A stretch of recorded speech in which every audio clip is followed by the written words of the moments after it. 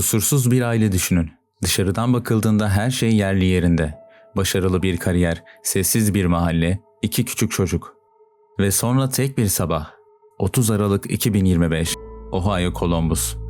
Şehrin kuzeyinde sabah başlarken ilk bakışta sıradan görünen bir eksiklik fark edildi. O an kimse bunun ölümcül bir gecikmeye dönüşeceğini bilmiyordu. Saat 8:50'de Dr. Spencer Tape'e ait beyaz bir SUV hala çalıştığı diş kliniğinin otoparkında değildi. Bu küçük bir detay değildi. Spencer dakikliğiyle tanınıyordu. Yıllar boyunca tek bir randevuyu bile haber vermeden kaçırmamıştı. Programı dakikti, takvimi doluydu. Hastaları onu bekliyordu. Klinik yöneticisi cep telefonunu aradı. Bir kez, 2 kez, cevap yok. 3. kez yine yok. Toplam 4 arama yapıldı. Hiçbirine yanıt gelmedi. Kısa bir değerlendirmeden sonra yönetim prosedürü devreye soktu. Old State Road'daki Tape ailesinin evine iyilik kontrolü talep edildi. Saat 9:10'da acil çağrı merkezi bu talebi kayda geçirdi. En yakın devriye ekibi adrese yönlendirildi. Polis eve ulaştı. Kapı çalındı, zil çalındı, beklendi ama yanıt gelmedi. Dışarıdan bakıldığında ev sakindi. Camlar sağlamdı. Zorlama izi de yoktu. Pencerelerde kırık yoktu. Perdeler kapalıydı. İçeriden bir ses gelmiyordu. Acil tehlikeye işaret eden görünür bir durum olmadığı için memur kaydı, temas kurulamadı olarak düştü. Merkeze bilgi verildi. Ekip bölgeden ayrıldı. Resmi prosedür tamamlanmıştı. Ama gerçekte kimse eve girmemişti. Yarım saat sonra tablo değişti. Saat 9:40'da Spencer Tape'in yakın bir arkadaşı Old State Road'daki eve geldi. Spencer'ın işe gelmemesi ve telefonlara cevap vermemesi onu huzursuz etmişti. Kapıyı denedi, kilitliydi. Garajı kontrol etti, o da kapalıydı. Evin etrafında dolaştı. Zemin kattaki salon penceresinden içeri baktı ve gördüğü şey onu olduğu yerde dondurdu. Açık renkli halının üzerinde hareketsiz bir beden yatıyordu. Halının üzerinde kan izleri seçiliyordu. Tam o sırada evin içinden bir çocuğun ağlama sesi duyuldu. Bu sıradan bir gecikme değildi. Bu sıradan bir durum değildi. Tanık hemen 911'i aradı. Bu kez çağrı farklı sınıflandırıldı. Olası şiddet suçu. Ek devriyeler, olay yeri inceleme ekipleri, sağlık görevlileri. Saat 10:11'de acil giriş için yetki alındı. Taktik ekip yan kapıdan eve girdi. İlk dakikalarda ortaya çıkan tablo beklenmedikti. Ev dağınık değildi. Mutfak tezgahında yarım kalmış içecekler duruyordu. Kişisel eşyalar yerli yerindeydi. Elektronik cihazlara hiç dokunulmamıştı. Zorlama izi de yoktu. Salon ve giriş bölümünde 2 beden bulundu. Ev sahipleri Spencer Tape ve eşi Monica Tape. Sağlık görevlileri her ikisinin de hayatını kaybettiğini doğruladı.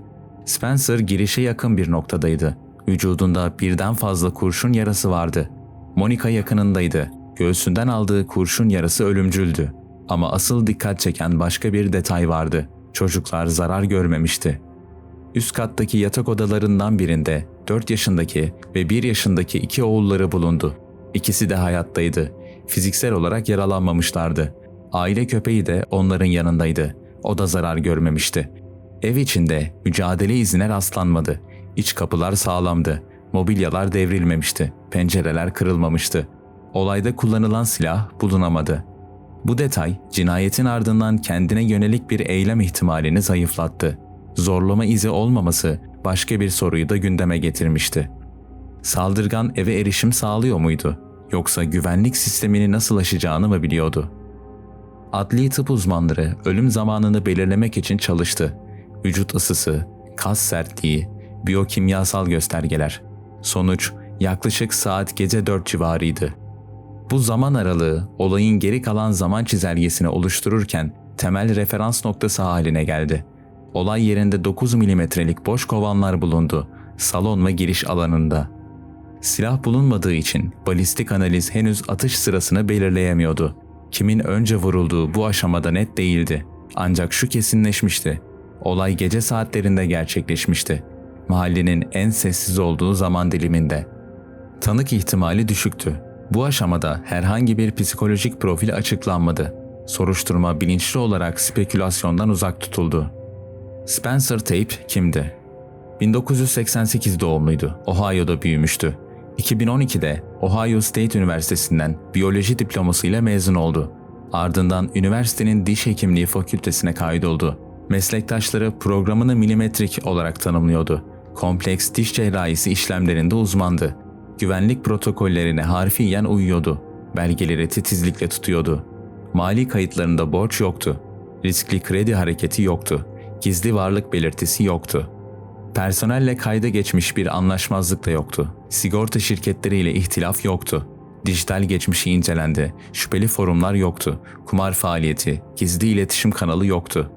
Komşular onu çoğunlukla köpeğini gezdirirken ya da bahçede çalışırken görürdü. Tablo netti. Eğer bir sebebi varsa bile bu Spencer'ın profesyonel hayatında görünmüyordu. O halde soru başka bir yere yöneldi. Monica Tape'in geçmişine. Monica Tape, kızlık soyadı Sabatuski. O da hayatının büyük bölümünü Ohio'da geçirmişti. Ta ki hikayesi yön değiştirene kadar. Ağustos 2005'te Michael David McKee ile evlendi. İkisi de 29 yaşındaydı. Michael da tıp alanındaydı. Ama uzmanlık alanı daha yoğundu. Damar cerrahisi. Düğünden kısa süre sonra çift Ohio'dan ayrıldı. Virginia'ya taşındılar. Sebep kariyerdi. Michael eyaletin en büyük hastanelerinden birinde prestijli bir asistanlık pozisyonu kazanmıştı. Yıllar sürecek bir ihtisas programına girecekti. Ülkenin en iyi cerrahlarının yanından eğitim alacaktı. Ama bu tür bir ihtisasın bedeli vardı. 80 saatlik haftalar, gece nöbetleri, ameliyathanede geçen uzun günler. Virginia'daki yaşamları yoğun baskı altındaydı. Soruşturma ilerledikçe dedektifler özellikle bu döneme odaklandı. Çünkü ilişkideki kırılmanın başladığı yer burasıydı. Bir zamanlar umut vadeden evlilik sadece 7 ay sürdü. 2016'nın başında Monica kararını verdi. Eşyalarını topladı, Ohio'ya döndü. Ailesinin yanına taşındı.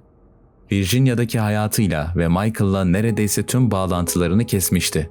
Resmi olarak boşanma davası açtı. Gerekçe, uzlaşmaz farklılıklar. Ortak çocuk yoktu. Paylaşılan büyük mülk yoktu. Ama dava beklenenden çok daha uzun sürdü.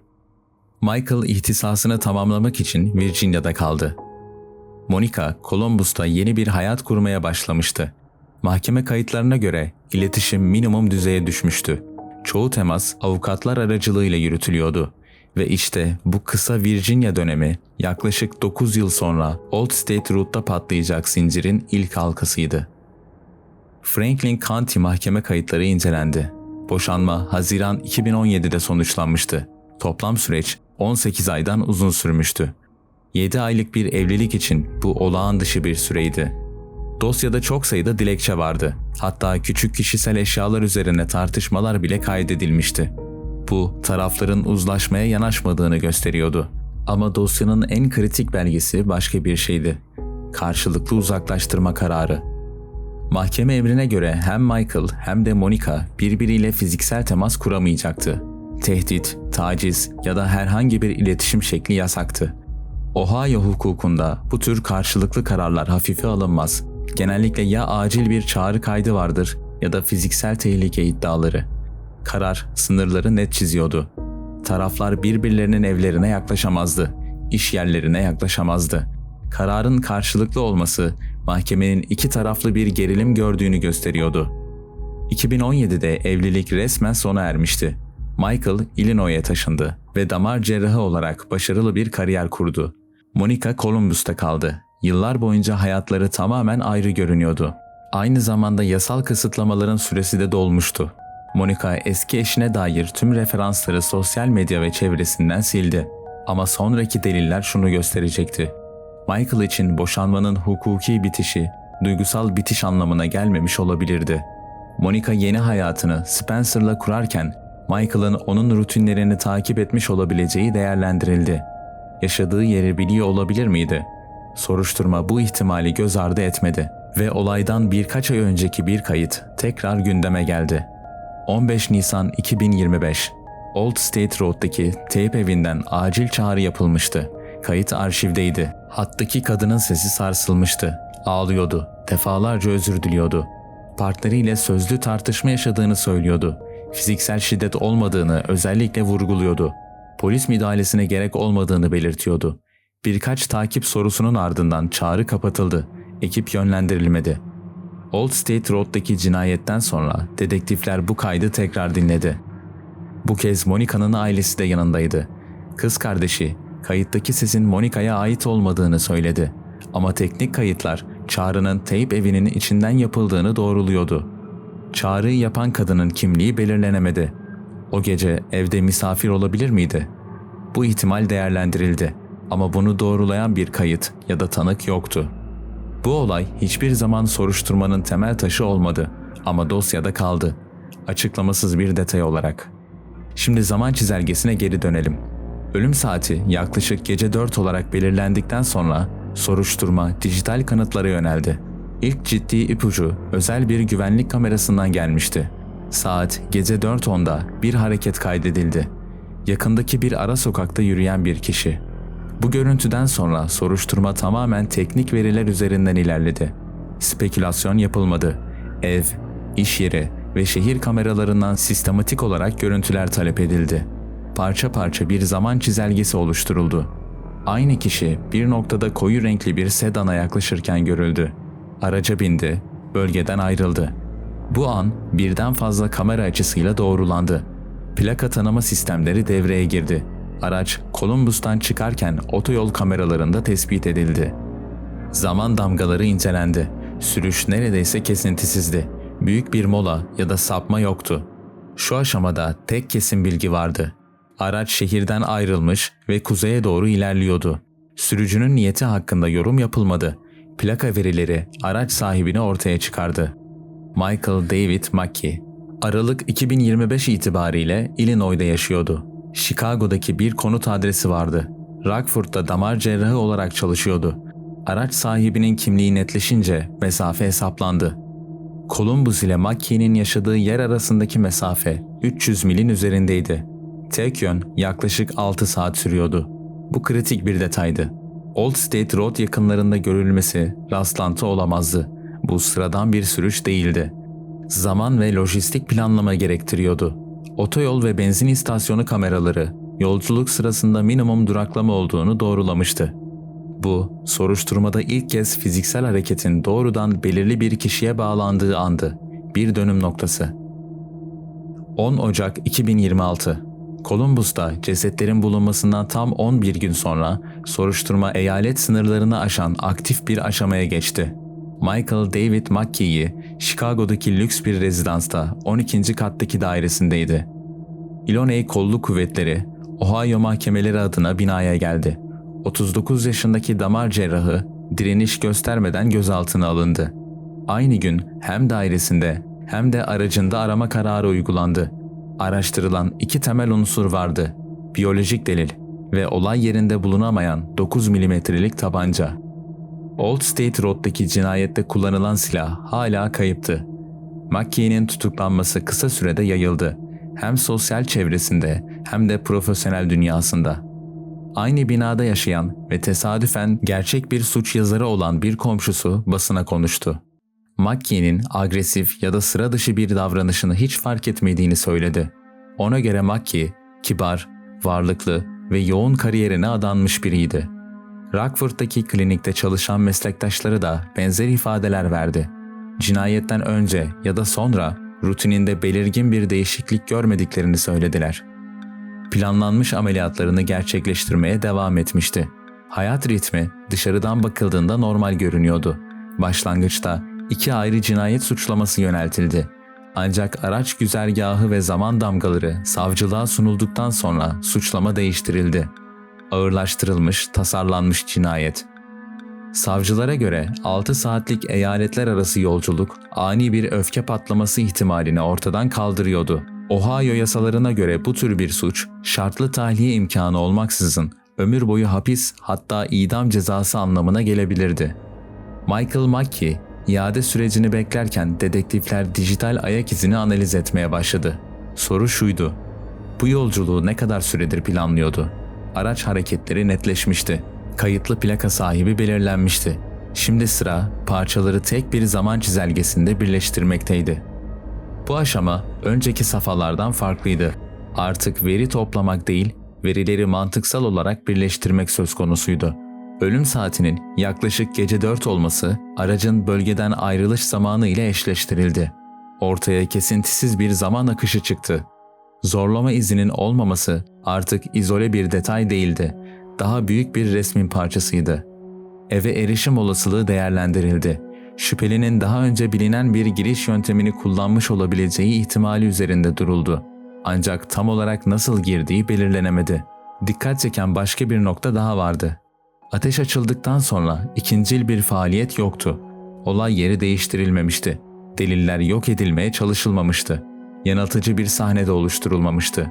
Bu davranış dar tanımlı tek bir hedefe işaret ediyordu.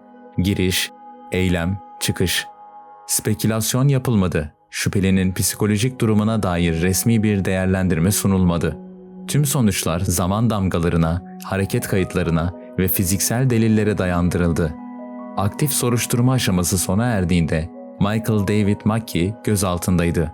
Suçlamalar 3 temel unsur üzerine kuruluydu. Dijital kayıtlar, ulaşım verileri, taraflar arasındaki belgelenmiş geçmiş. Savunma tarafı belirli noktalara odaklandı. Birincisi, silah bulunmamıştı. İkincisi, güvenlik kamerası görüntülerinden net bir yüz teşhisi yapılmamıştı. Bu iki unsur dava dosyasına savunma stratejisi olarak eklendi. Ancak bu aşamada geçerlilikleri henüz yargı tarafından değerlendirilmemişti. Monica ve Spencer'ın oğulları yasal sürece dahil edilmedi. Savcılık için ifadeleri gerekli görülmedi. Vesayet akrabalara devredildi. Old State Road'daki ev daha sonra satışa çıkarıldı. Sanık susma hakkını kullanmıştı. Sonuç olarak dava duygusal anlatılardan değil, sabit zaman çizelgesinden ve kanıt temelli çerçeveden ilerledi. Şu gerçekler sabitti. Araç o bölgedeydi. Zaman örtüşüyordu. Geçmişte hukuki bir bağ vardı. Ama neden? Bu sorunun cevabı dosyada netleşmedi. Bazen cinayetler açık bir motivasyonla açıklanır. Kıskançlık, intikam, öfke. Ama bazı dosyalar sadece kanıtlarla yürür. Old State Road cinayetinde olduğu gibi. Dışarıdan bakıldığında kusursuz görünen bir hayat, tek bir detayla parçalanabilir ve bazen geriye yalnızca zaman çizelgesi kalır. Bir giriş, bir eylem, bir çıkış ve cevapsız bir neden. Bu tarz videoların devamı ve beni desteklemek için düşüncelerinizi yorumlar kısmında benimle paylaşabilirsiniz.